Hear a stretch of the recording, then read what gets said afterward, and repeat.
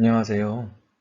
2020학년도 2학기 기능해부학을 담당하게 된 의료자율학과 김도현 교수입니다.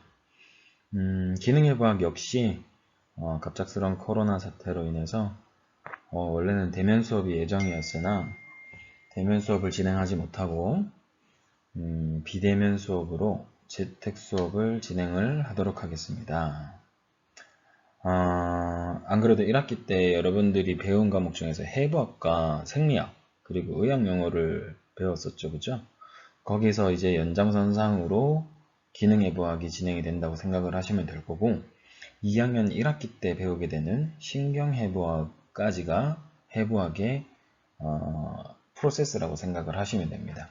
자, 1학기 때 여러분들이 해부생리학과 의학용어에서 재활쪽과 의학쪽과 관련된 기초적인 용어들이라든지 뭐 개념이라든지 이런 것들을 배웠다고 한다면 요번에 한 학기 동안 여러분들이 배우게 되는 기능해부학의 경우에는 제가 중요하다고 말씀드렸었던 뼈대, 관절, 근육, 그 다음에 텐던, 리가멘트, 너브 요 6가지 요인 중에서 근육에 집중한다라고 생각을 하시면 될 겁니다.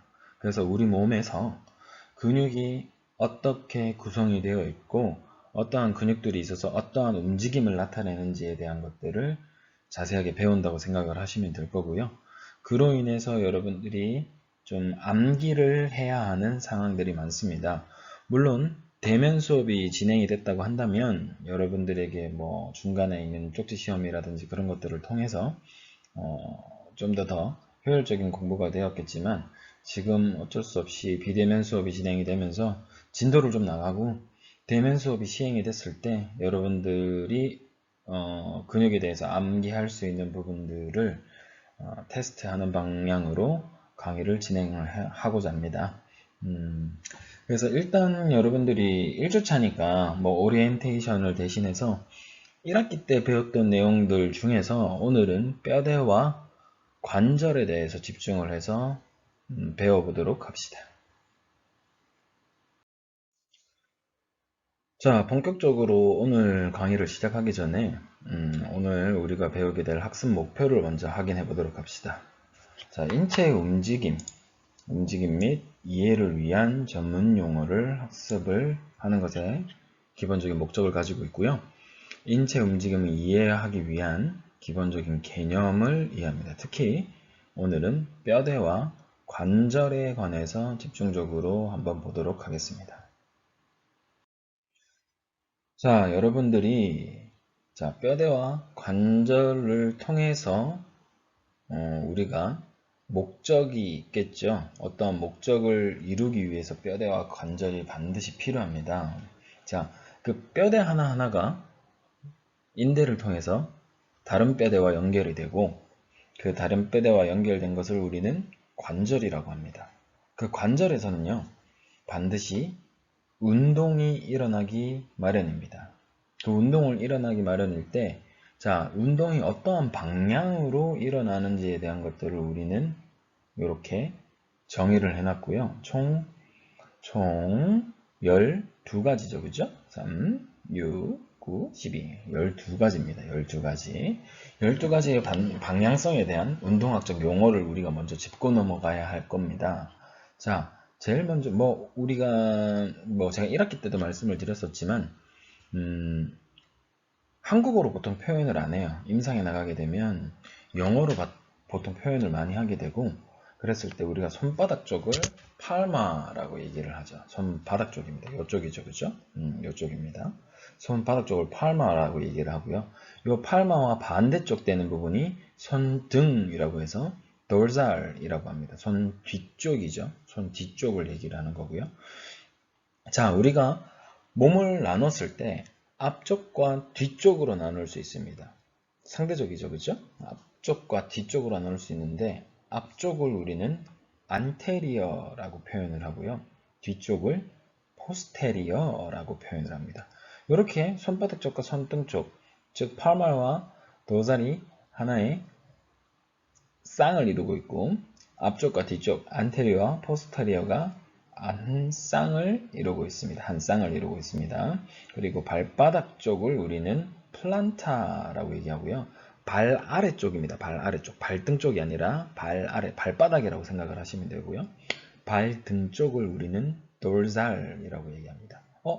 우리 손에서도 손등 쪽을 돌살이라고 표현을 했었죠. 돌살입니다. 그렇죠? 손과 발에 있는 부분에 등 부분은 우리가 모두 돌살이라고 표현을 합니다. 그리고 자, 우리 피부 같은 경우에는 근육이라든지 다른 연부 조직들을 보호하기 위해서 덮고 있습니다. 피부 중에서도 표층이 있고 심층이 있죠. 그죠? 그런 부분들을 우리가 구분하기 위해서 표층과 깊은 층을 심부층, 깊은 층, 동일한 용어입니다. 표층과 깊은 층을 구분해서 우리가 표현을 할 때 표층을 superficial이라고 얘기합니다. 신체의 표면 쪽을 우리가 표현할 때 사용하는 용어죠. superficial이라고 얘기를 하고요. 안쪽에 있는 깊은 부분을 얘기할 때 우리는 deep이라고 얘기합니다. deep. 자, 중요한 용어가 여기 나옵니다. 여러분들이 이번 한 학기 동안에 엄청 이것 때문에 괴롭게 될 겁니다. 자, 근육이 시작하는 지점, 인대가 시작하는 지점을 우리는 오리진이라고 얘기하고요. 이는 곳, 신용으로 이는 곳이라고 얘기하고 구용으로 기시점이라고 얘기합니다. 그렇죠? 자, 그래서 오리진, 어디서부터 시작을 해서 어디서 끝나느냐. 자, 이게 중요합니다. 기시점과 닿는 곳, 요거 두 개는 여러분들이 꼭 알아두시기 바랍니다. 꼭 알아두시기 바라고요. 요 기시점과 닿는 것에 대해서 여러분들이 꼭 기억하시고 각각의 근육마다 어떠한 기시점을 가지고 어디까지 연결이 되어서 어디서 멈추는지에 대한 것들을 여러분들이 한 학기 동안 공부를 하셔야 됩니다. 이게 왜 중요하냐고 하면 자, 근육 같은 경우에는 시작하는 지점에서 끝 지점까지 연결이 되어 있습니다. 그렇죠? 자, 근데 결국에 근육의 움직임은 시작하는 부분에서 끝부분을 정지하는 부분을 잡아 당기게 됩니다. 잡아 당기게 됨으로 인해서 그때 여러분들이 움직임이 일어나게 되고 그 움직임을 일일이 외울 수 없으니 여러분들은 기시점, 즉 오리진과 인설션을 알면 결국 근육의 움직임을 이해하기가 굉장히 쉬워진다라는 겁니다. 아시겠죠? 그렇기 때문에 굉장히 중요합니다. 자, 그리고 엎드림, 그 다음에 바로 누움이 있죠. 그죠? 우리가 1학기 때도 제가 간단하게 대면 수업을 할 때 얘기를 했었는데 바로 누운 부분을 우리는 바로 누운 자세를 우리는 슈파인 포지션이라고 얘기합니다. 자, 이 사람이 지금 있는 부분이 지금 침대라고 생각을 해보세요. 저 뒤에 침대가 있습니다. 침대가 있다고 했을 때 바로 누워 있는 거겠죠. 그죠? 즉 얼굴이 천장을 향해서 즉 윗부분을 향해 있는 누운 자세를 우리는 슈파인 포지션이라고 얘기합니다. 굉장히 중요한 자세입니다. 해박적 자세의 기준이 되는 해박적 자세로부터 하나의 기준적인 자세라고 생각을 하면 됩니다. 그리고 반대죠. 그죠? 얼굴이 아래쪽, 즉 바닥 쪽으로 향해 있을 때 우리는 프론 포지션이라고 얘기했습니다. 프론 포지션. 그죠? 이 두 가지 꼭 기억해 주시고요. 또 하나 있습니다. 기억나실란지 모르겠는데요. 기억하시나요? 슈파인 포지션과 프론 포지션 이외에 또 다른 자세 어떤 것들이 있었나요? 네, 바로 옆으로 누운 자세가 있습니다. 사이드 라인이라고 얘기하죠. 그죠? 또 써야 되네요. S입니다. S. 사이드 라인입니다.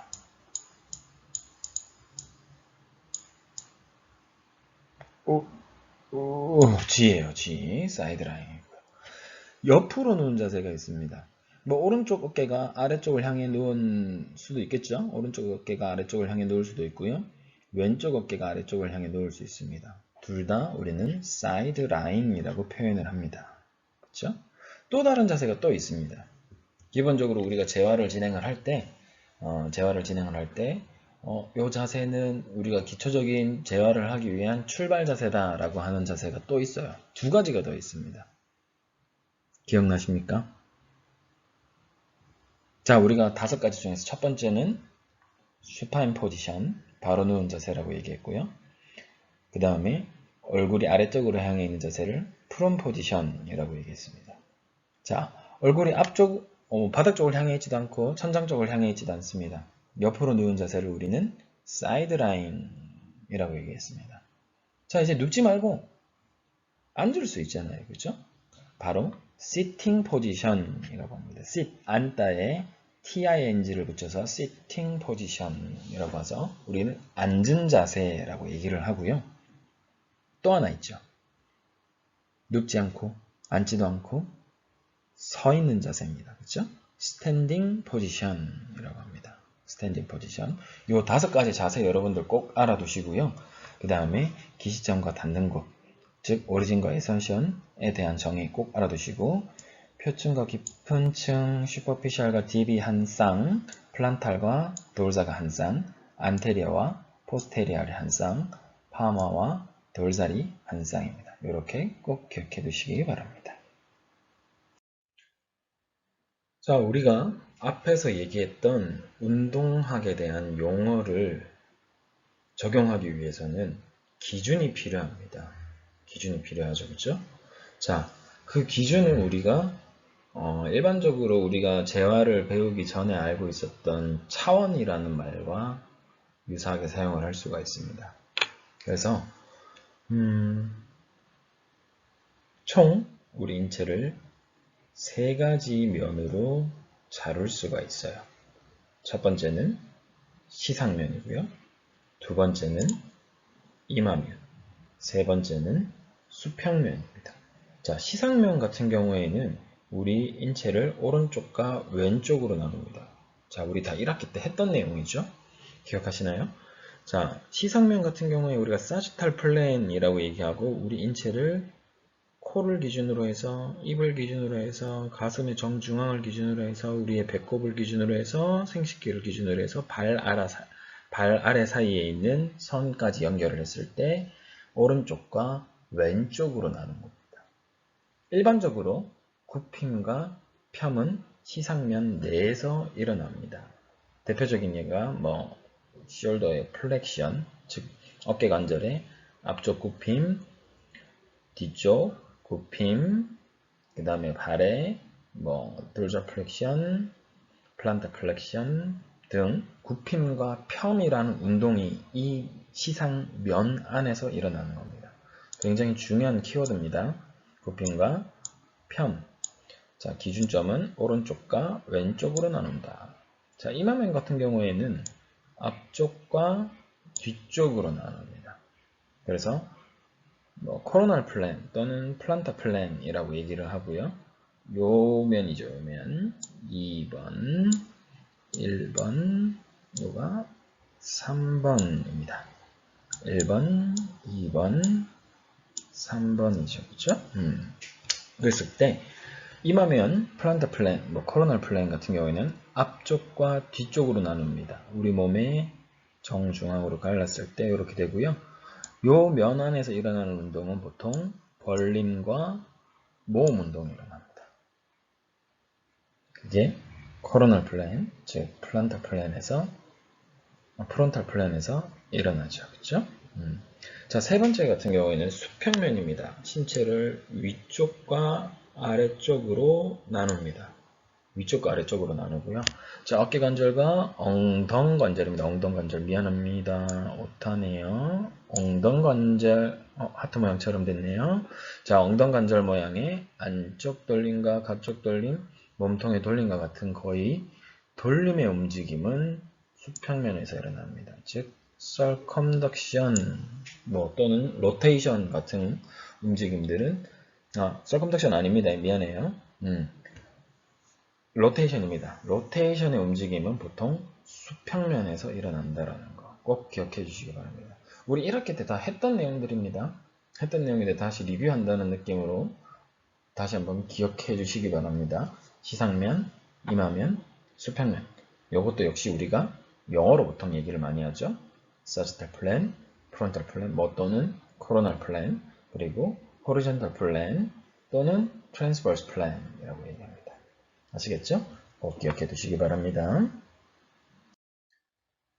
자, 그러면 이제 그 다음에 우리가 알아봐야 될 게 있죠. 이 세 가지 플랜 알아봤습니다. 그렇죠? sagittal plan, coronal plan, transverse plan. 이 세 가지 면에 대한 기준점은 또 이겁니다. 해부학적 자세.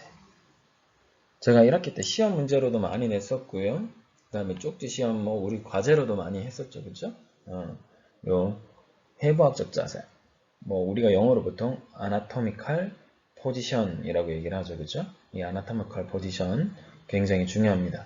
자, 해부학적 자세에 대한 정의는 사람이 얼굴은 앞으로 향하고 양쪽에 팔을 두고 손바닥이 앞을 향합니다. 그리고 손가락과 발가락은 펴고 곧게 서 있는 자세, 요 자세를 우리가 anatomical position, 즉 해부학 자세라고 얘기를 하죠. 그렇죠? 해부학적 자세라고 합니다. 자, 요 내용 같은 경우에는 아까 전에 우리가 배웠던 sagittal plan, 뭐 coronal plan, transverse plan의 기초적인 자세가 되는 거고요. 기본적인 자세가 되는 겁니다. 그렇죠? 자, 그 세 가지 면에 대한 기본적인 자세가 나왔을 때 그 세 가지 면에서 일어나는 운동들의 방향을 설명하기 위해 아까 전에 첫 번째 슬라이드에 얘기했던 뭐 anterior, posterior, dorsal, plantar 이렇게 뭐 얘기를 했었죠. 그렇죠? 자, 여기까지 차례차례 역으로 우리가 왔습니다. 연결을 잘 시켜주셔야 돼요. 역으로 연결을 잘 시켜서 정리를 하시기 바랍니다. 요게 1학기 때까지 우리가 다 했던 내용들입니다. 다시 한번 봅시다. 자, 우리가 그리고 또 하나 관절에서 이 자유도의 개념을 배제할 수가 없습니다. 자, 이 자유도라는 말은요.